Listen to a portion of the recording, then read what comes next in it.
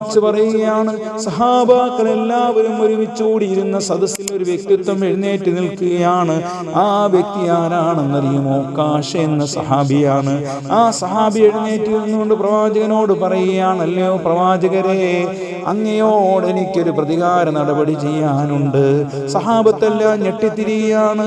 വഫാത്തിനോടടുത്ത സമയത്ത് എന്താണ് ഉക്കാശ നബി തങ്ങളോട് പ്രതികാരം ചെയ്യുന്നതെന്ന് മനസ്സിലാക്കാൻ വേണ്ടി ഉക്കാശയോട് ചോദിക്കുകയാണല്ലയോ ഉക്കാശ, പ്രവാചകനോട് നീ എന്ത് നിലപാടാണ് സ്വീകരിക്കുന്നത്?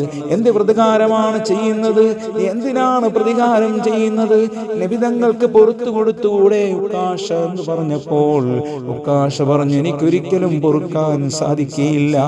ഞാനൊരു യുദ്ധവേളയിൽ യുദ്ധസമയത്തുണ്ടല്ലോ, നബി തങ്ങൾ സല്ലല്ലാഹു അലൈഹി വസല്ലം യുദ്ധരണാങ്കളത്തിൽ വെച്ച് അണികളെ ശരിപ്പെടുത്തിക്കൊണ്ടിരിക്കുമ്പോൾ വടി കൊണ്ട് എന്റെ ശരീരത്ത് കുത്തിയിരുന്നു. ചട്ടവാറിന്റെ ഒരു ഭാഗം കൊണ്ട് എന്നെ ശരീരത്ത് കുത്തിയിരുന്നു.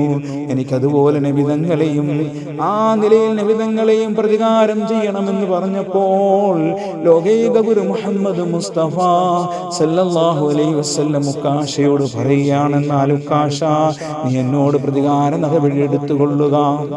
നാം മനസ്സിലാക്കണം, പ്രവാചകൻ സല്ലല്ലാഹു അലൈഹി വസല്ലമയോട് പ്രതികാര നടപടി എടുക്കാനായി തുനിയുകയാണ്.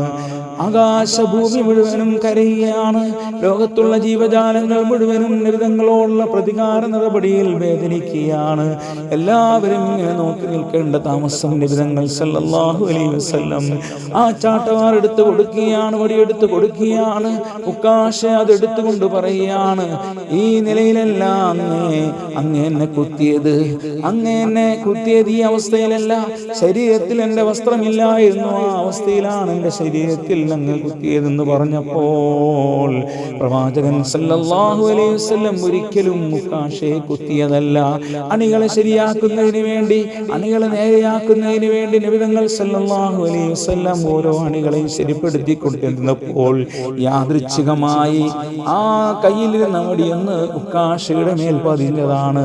ഉക്കാശ പറയുകയാണ്, എൻ്റെ ശരീരത്തിൽ ആ സമയത്ത് വസ്ത്രമില്ലായിരുന്നു. അങ്ങനെ ഉക്കാശയുടെ ശരീരത്തിൽ നിന്ന് വസ്ത്രം മാറ്റിക്കുകയാണ്. നബി തങ്ങളുടെ പരിശുദ്ധമായ ഭൂമിയെ കാണിച്ചു കൊടുക്കുകയാണ്. ലോകം മൊത്തം ഞെട്ടിവിറക്കുകയാണ്. എന്താണ് പ്രവാചകനോട് പ്രതികാരം ചെയ്യുന്നത്? അങ്ങനെ ഇരിക്കുമ്പോൾ ഇതാ എല്ലാവരെയും അത്ഭുതപ്പെടുത്തിക്കൊണ്ട് ഉക്കാശ അടുത്തേക്ക് വരികയാണ്.